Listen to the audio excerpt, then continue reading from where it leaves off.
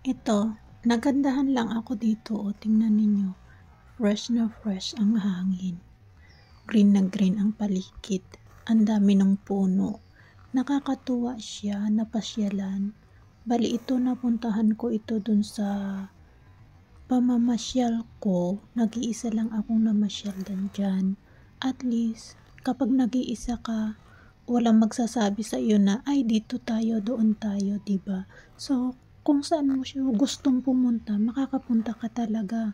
Kaya ito, dito ako naglakad-lakad sa maraming puno. Nakakatuwa talaga siya. Nakaka-refresh siya ng mind. At saka yung na breathe mo ng mga hangin is fresh na fresh talaga. Bali pumunta ako dito sa pag-aakala ko talaga na yung mga puno, yung mga dahon is red na yung kulay ng kanilang mga dahon kasi yun ang nakita ko dun sa post sa FB. Pero nung pinuntahan ko ito ganito, green na green pa rin. Pero at least kahit papaano satisfied ang lakwatsa ng kunyang, diba? Kasi yan, tingnan nyo naman, gandang-ganda niya, oh. Kahit ganyan yung sabihin mong nag-iisa ka, at least satisfied ka kasi yung napuntahan mo talaga is yung gustong-gusto mo na lugar. Mahilig talaga ako sa mga ganitong nature. Bali, gusto ko kapag lalabas ako yung mga ganitong nature sa mga bundok-bundok. At least kapag yung naaalis yung parang pagod ka, yung hirap na hirap ka sa trabaho mo, na gusto mong mag-relax, at least nakaka-relax ka, diba? Kasi ang mga pinupuntahan mo is magaganda yung mga view. Nakakawala siya ng mga bad elements.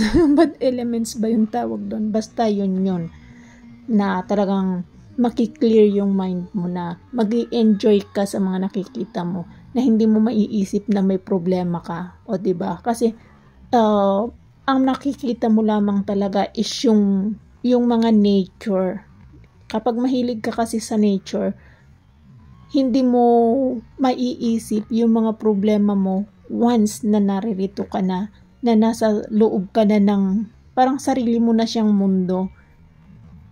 Kasi parang pakiramdam mo, ikaw lang yung naroroon, lalo na kung nag-iisa ka, diba? Walang umiistorbo sa'yo.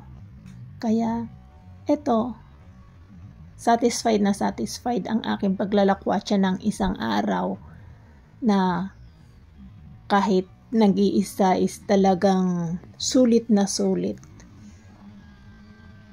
Kaya, enjoy na enjoy. Siguro next time, balik uli ako dito. Yan.